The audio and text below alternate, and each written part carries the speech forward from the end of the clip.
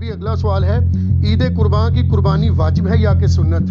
عید قربان کی قربانی جو ہے آلموسٹ امت میں اتفاق ہے کہ یہ سنت مؤکدہ ہے، واجب نہیں ہے۔ صرف حنفی تھوڑے سے اس معاملے میں سختی کا شکار ہوئے ہیں، اور وہ سختی ان کی حدیث کے ظاہری الفاظ پہ دیکھا جائے تو کسی حد تک جسٹیفائی بھی ہے۔ سنن ابن ماجہ میں حدیث ہے، المستدرک حاکم کے اندر موجود ہے، مسند امام احمد میں ہے، امام حاکم نے بھی اسے صحیح کہا، امام ذہبی نے بھی موافقت کی کہ جو لوگ استطاعت کے باوجود قربانی نہیں کرتے وہ ہماری عیدگاہوں سے دور رہے۔ تو اس میں چونکہ ایک وعید ہے، اس کی وجہ سے امام حنیفہ کا یہ موقف ہے کہ عید قربان کی قربانی واجب ہے۔ لیکن ہم پہلے بھی آپ کو بتاتے ہیں کہ احادیث کو آپ نے صحابہ کے فہم کے مطابق دیکھ کے چلنا ہے، سلف کے فہم کے مطابق نہیں، صحابہ کے فہم کے مطابق۔ سلف تو امام حنیفہ بھی ہیں، انہوں نے فہم غلط لے لیا ہے، تو سلف کے فہم سے مراد ہے صحابہ کا فہم۔ صحابہ کا فہم یہ ہے کہ مصنف عبد الرزاق میں اور سنن الکبریٰ البیہقی کے اندر موجود ہے کہ سیدنا ابو بکر اور عمر رضی اللہ عنہما بعض اوقات جان بوجھ کے عید قربان کی قربانی چھوڑ دیا کرتے تھے تاکہ لوگ اسے واجب نہ سمجھ لیں۔ تو عید قربان کی قربانی سنت ہے، واجب نہیں۔ اہل تشیع کے ہاں بھی یہ سنت ہے، واجب نہیں ہے۔ رہا احادیث میں سے یہ ایک حدیث ہے، اس حدیث کے اوپر بھی ہر صحت میں اختلاف ہے، بہرحال آلموسٹ حسن درجے کی تو یہ مانی جاتی ہے روایت۔ تو وہ ہے نبی علیہ السلام نے ترغیب دلانے کے لیے، جیسے کئی ایک موقعوں پہ آپ علیہ السلام کا جس طرح فرمان ہے کہ یہود و نصارہ کی مخالفت کرو، داڑھیوں کو رنگو، یہ ترغیب دلانے کے لیے۔ ورنہ تو اس حدیث کو روایت کرنے والے جابر بن عبداللہ اور ان سے بھی بڑھ کے مولا علی علیہ السلام نے داڑھی نہیں رنگی، سفید ہی رکھی ہے، جواز کی حد تک یہ قائل مطلب جائز ہے۔ تو یہ واجبیت کے درجے میں نہیں ہے، سنت کے درجے میں۔ لیکن جس شخص کو اللہ تعالیٰ نے استطاعت دی ہے اسے ضرور قربانی کرنی چاہیے۔ میں یہ باتیں اس لیے نہیں کہہ رہا، اللہ کا شکر ہے کہ میں نے یعنی جب سے اس اعتبار سے یعنی صاحب استطاعت ہوں کہ میں نے خود سے کمانا شروع کیا ہے، یعنی 15 سال سے زیادہ ہو چکے ہیں، تو میری تو کسی سال میں بھی قربانی مس نہیں ہوئی ہے۔ نبی علیہ السلام نے بڑے اہتمام کے ساتھ کی ہے، حتیٰ کہ آپ صحیح مسلم میں جو آپ کے آخری حج کی حدیث ہے 2950، جس میں آپ کا فرمان ہے کہ میں اپنے بعد تم میں وہ چیز چھوڑ کے جا رہا ہوں جسے مضبوطی سے پکڑ لوگے، کبھی گمراہ نہیں ہوگے، وہ اللہ کی کتاب ہے۔ مسلم میں صرف اللہ کی کتاب کا ذکر ہے۔ سنت والی حدیث حاکم کے اندر ہے، وہ بھی حسن درجے میں۔ اور رہی غدیر خم کی حدیث، وہ تو حجۃ الوداع کے موقع پہ نہیں بلکہ واپسی پہ خم نامی گاؤں میں، وہ مسلم شریف میں 6225 سے 6228۔ تو بخاری مسلم میں جو حدیث ہے 2950 2950 جابر بن عبداللہ سے، وہ بڑی رکت انگیز حدیث ہے۔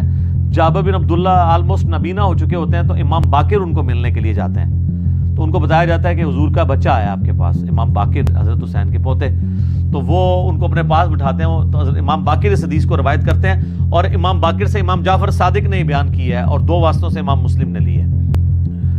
تو امام باقر کہتے ہیں کہ جابر بن عبداللہ میرے یہ سامنے کے بٹن کھولتے ہیں اور میرے سینے پہ یوں ہاتھ رکھتے ہیں اور کہتے ہیں تم میرے نبی کے بیٹے ہو، تم مجھ سے جو پوچھنا چاہتے ہو پوچھو۔ تو وہ کہتے ہیں میں آپ سے پوچھنے آیا ہوں کہ نبی علیہ السلام نے حج کس طرح کیا تھا۔ تو وہ حج کی آلموسٹ 7-8 صفحوں پہ لمبی حدیث ہے، مسلم شریف میں 2950 اور مشکات میں دوسری جلد میں حج کے چیپٹر میں پہلی حدیث ہی ہے نبی علیہ السلام کے حج پہ۔ یہ امام باقر نے روایت کی ہے، ان سے امام جعفر نے سنی ہے، اور پھر بعد میں 2 واسطوں سے امام مسلم نے لی ہے۔ اس میں الفاظ ہیں کہ یمن سے نبی علیہ السلام نے 100 اونٹ منگوائے حجۃ الوداع کے موقع پر، 63 اونٹ آپ نے اپنے مبارک ہاتھوں سے نہر کیے ایک حج کے موقع پہ، 63 اونٹ، اور یہ حضور اپنی طرف سے کر رہے ہیں، اور باقی 37 جو ہیں وہ مولا علی کو کہا کہ تم نے کرنے ہیں۔ تو 63 میں اشارہ تھا کہ آپ کی چونکہ زندگی مبارک کے 63 سال ہیں، آپ نے پورے سال ایک سال کی قربانی ایک ہی دفعہ کی ہے۔ اور اس کے بعد جابر بن عبداللہ کہتے ہیں کہ جب وہ 100 کے 100 اونٹ نہر ہو گئے تو نبی علیہ السلام نے حکم دیا کہ ہر اونٹ میں سے ایک بوٹی لی جائے، اور وہ ساری 100 کی 100 بوٹیاں ایک دیگ میں ڈال کے پکائی گئی، ہر ایک جانور سے ایک بوٹی لے کے۔ اور پھر جابر بن عبداللہ کہتے ہیں کہ مولا علی نے اور نبی علیہ السلام نے ایک دسترخوان پہ بیٹھ کے تناول فرمایا۔ ٹھیک ہے جی، تو وہ پوری کی پوری حدیث جو ہے نا بڑی رکت انگیز ہے پڑھنے والی، نبی علیہ السلام کے آخری حج کا بیان، حجۃ الوداع۔ تو اس سے بھی یہ یعنی بات پتہ چلی کہ نبی علیہ السلام نے اس سنت کا بڑا اہتمام کیا ہے۔ لہٰذا اس چکروں میں تو پڑھنا ہی نہیں چاہیے کہ جناب واجب ہے یا سنت ہے. بھائی سنت ہے کریں گے. البتہ یہ ٹیکنیکل بحثیں اس لیے کی جاتی ہیں جب حنفیوں کی طرف سے زیادہ ایمفسائز کیا جاتا ہے اس مسئلے کے اوپر, اور بلکہ وہ تو ایک اور سٹیپ آگے چلے جاتے ہیں. وہ کہتے ہیں گھر میں جتنے لوگ الگ سے بھی صاحب استطاعت ہیں, کسی کی بیوی کے پاس سونا ہے تو وہ علیحدہ سے اپنی قربانی کرے گی, فلاں کرے گی, اور وہ بہت آگے چلے جاتے ہیں. اس لیے پھر یہ بحثیں جو ہے نا وہ سٹارٹ ہو جاتی ہیں. تو یہ سنت ہی ہے, واجب نہیں ہے, لیکن سنت مؤکدہ ہے, سنت دائمہ, متواتر اور مسلسل بھی ہے.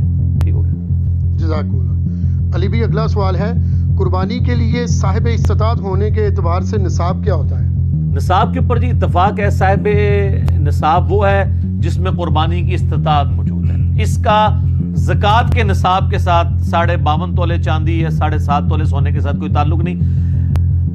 ایک غریب آدمی ہے, قربانی کے دنوں میں اس کے پاس مال آ جاتا ہے, تو وہ قربانی کے اعتبار سے صاحب استطاعت ہے, وہ قربانی کر سکتا ہے.